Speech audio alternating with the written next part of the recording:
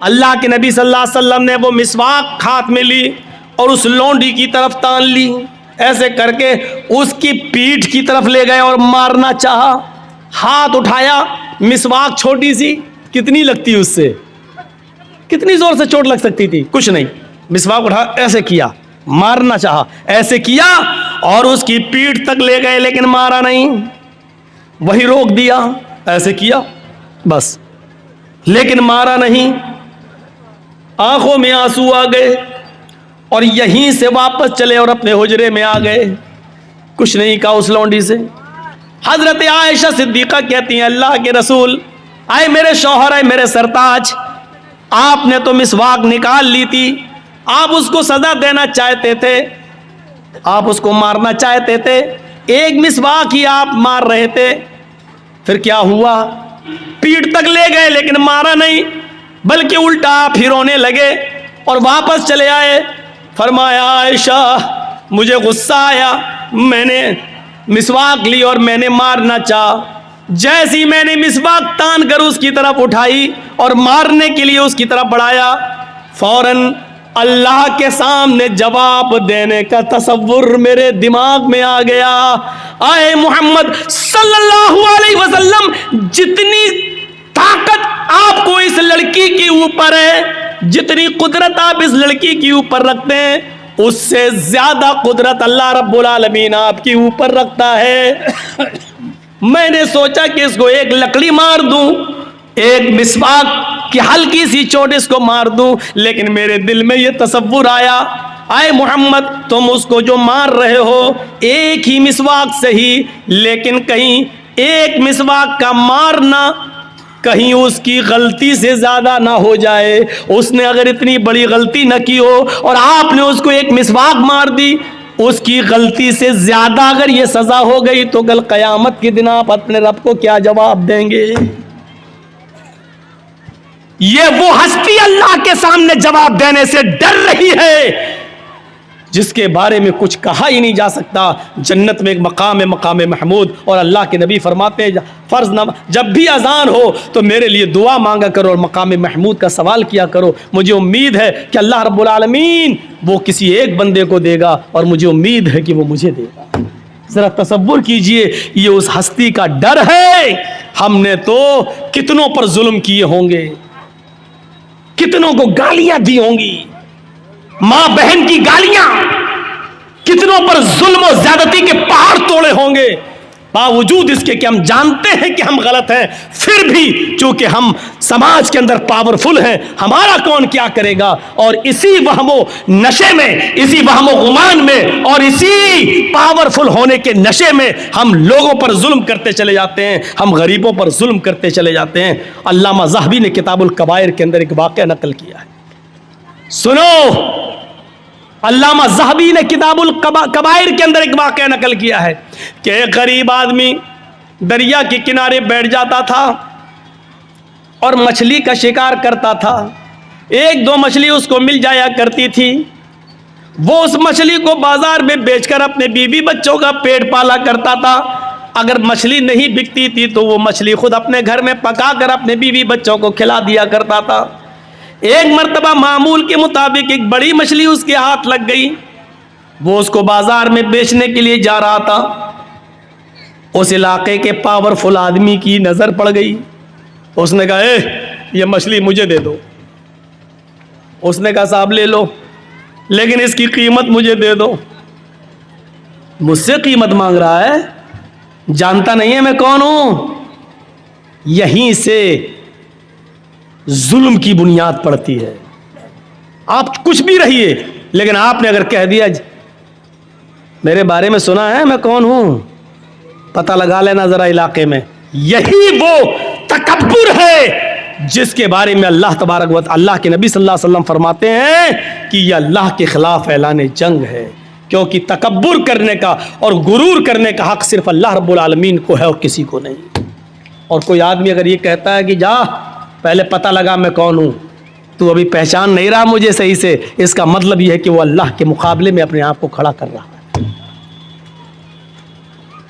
العز ازاری والکبریاء ردائی فمن نازعنی فی کل واحد منہما عذبتہ عذابا شدیدا. یہ ہے مسلم شریف کی حدیث کے الفاظ. اللہ کے نبی نے فرمایا کہ اللہ فرماتا ہے العز عزاری, عزت میری لنگی ہے, والکبریاء ردائی, تکبر جتانا اور کبریائی یہ میری چادر ہے. تم دو کپڑے پہنتے ہو نا, ایک اوپر کا حصہ ڈھانکنے کے لیے, ایک نیچے شرمگاہ کا حصہ, ایک کرتا ایک پیجامہ, ایک قمیض اور ایک لنگی, دو کپڑے آپ پہنتے ہو. اللہ کہتا ہے کہ میں بھی دو کپڑے پہنتا ہوں, اور دو کپڑے کیا ہیں؟ العز ازاری, عزت یہ میری لنگی ہے, والکبریاء ردائی, تکبر کبریائی غرور و گھمنڈ یہ میری چادر ہے. لنگی اور چادر یعنی عزت و تکبر, یہ دو کپڑے میرے بھی ہیں. اگر کسی اور نے اپنے آپ کو عزیز بننے کی کوشش کی اور متکبر بننے کی کوشش کی, گھمنڈ و غرور جتانے کی کوشش کی, اپنے آپ کو بڑا بننے کی کوشش کی, فمن نازانی فی کل واحد منہما, ان دونوں میرے کپڑوں میں سے کوئی ایک کپڑا مجھ سے چھیننے کی کوشش کی, فقد عذبتہ عذابا شدیدا, ہم اس کو ایسا عذاب دیں گے جو اس کے دماغ نے سوچا نہیں ہوگا, اس کے ذہن نے, اس کے دماغ نے سوچا بھی نہیں ہوگا, اس کی آنکھوں نے دیکھا بھی نہیں ہوگا. شدید عذاب, سخت عذاب ہم دیں گے اس کو قیامت کے دن. اللہ کے رسول نے گھمنڈی لوگوں کے بارے میں کیا کہہ دیا؟ جس کے اندر تھوڑا سا گھمنڈ آ جائے, بہت زیادہ نہیں, سرکار ہے میری, میں گاؤں کا مکھیا ہوں, سرپنچ ہوں, میرا کوئی کچھ نہیں کر سکتا, یہ جہاں سے پیدا ہو جائے گا. یو پی میں لکھیم پور کھیری میں کیا ہوا؟ اس لڑکے نے جو گاڑی چڑھائی کسانوں کے اوپر, اس کے دل میں یہی تو تھا کہ میں تو ایک منتری کا بیٹا ہوں, میرا کون کیا کرے گا. یہیں سے ظلم و زیادتی کی بنیادیں پڑتی ہیں, اور ایک دوسرے کے مرڈر اور قتل کی نوبتیں ہوتی ہیں, ایک دوسرے کے خلاف شریعتر رچے جاتے ہیں. کیونکہ جب یہ آ جائے کہ میں کچھ ہوں, میرے پاس پاور ہے, میرے بھائیوں, یہیں سے ظلم و زیادتی کی بنیادیں پڑنے لگتی ہیں. یہیں سے اللہ کے نبی نے بس یہ کہہ دیا کہ من کان فی قلبہ, بخاری شریف کی حدیث, من کان فی قلبہ مثقال ذرۃ من کبر لا يدخل الجنہ. من کان فی قلبہ مثقال ذرہ, ذرہ کس کو کہتے ہیں؟ ذرہ. کبھی آپ نے بالو دیکھی؟ ریت. آپ تو جس علاقے کے رہنے والے ہیں یہاں تو ریت ہی ریت ہے, ندی کے کنارے ریت مل جائے گی. ریت میں ذرے ہوتے ہیں, ذرے ہلکے سے. میں اس کی مثال دے دیتا ہوں, چلیے. چیونٹی کا سر, چیونٹی کا سر کتنا بڑا ہوتا ہے؟ اب آپ تصور کر لیجیے, چیونٹے کا نہیں, چیونٹا تو بہت بڑا سر رکھتا ہے, چیونٹی کا سر یہ ذرہ کہلاتا ہے. ذرہ اتنا بڑا ہوتا ہے.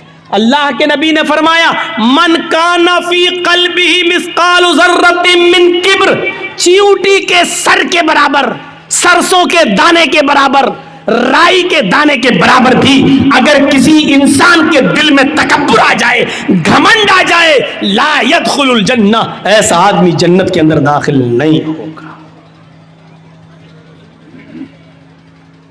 کس کے اندر اتنا گھمنڈ نہیں ہے؟ لا يدخل الجنہ, ایسا آدمی جنت کے اندر داخل نہیں ہوگا. گھمنڈ اور تکبر کرنے کا حق صرف اللہ رب العالمین کو ہے, اللہ رب العالمین کو. تو بات کٹ گئی. وہ ظالم آدمی پاورفل تھا, کہتا ہے مجھ سے پیسے مانگ رہا ہے. اس نے کہا میرے بھائی یہی میرا ذریعہ معاش ہے, اگر آپ نے مجھے پیسے نہیں دیے, اس کی قیمت نہیں دی, تو میرے بیوی بچے بھوکے مر جائیں گے. بڑی محنت کے بعد یہ مچھلی میرے ہاتھ لگی ہے, میرے بیوی بچوں کی پیٹ پہ لات مت مار. اس نے کہا چپ. مچھلی اس سے چھینی اور جانے لگا, مچھلی اس سے چھینی اور جانے لگا. یہ آدمی بھی جانتا تھا کہ مچھلی میری بڑی محنت کی کمائی ہے, اگر یہ مچھلی لے گیا تو دوسری مچھلی اتنی جلدی میرے ہاتھ نہیں لگے گی. شام ہو چکی ہے, میرے بیوی بچے کیا کھائیں گے؟ یا تو قیمت اس کی مل جائے, یا مچھلی ہی ہم کاٹ کے بنا کے اپنے گھر میں بیوی بچوں کو کھلا لیں. یہ اس کو پکڑتا ہے, میرے بھائی مچھلی مجھے دے دے یا قیمت دے دے. اس نے اس کا ہاتھ جھٹک دیا, ہٹ چل, اور پھر آگے بڑھا. اس نے مچھلی پکڑ لی, میرے بھائی یہ تو مچھلی دے دیا اس کی قیمت. اس نے پھر جھٹکا, اس نے اس کا ہاتھ پکڑ لیا. اللہ کے بندے, ایک غریب آدمی کے اوپر رحم کر. اس نے ہاتھ پکڑا, یہ اس کا ہاتھ چھڑانے لگا, اس نے اس کے ہاتھ کو منہ میں رکھ لیا. مچھلی والے نے, غریب آدمی نے منہ میں رکھ لیا ایسے, اور اس کے انگوٹھے میں کاٹ لیا ایسے, ہلکا سا کاٹا, لیکن یہ طاقتور آدمی تھا جو چھین رہا تھا, اس نے ایک لات ماری اور چھین لی اور مچھلی لے کے چلا گیا.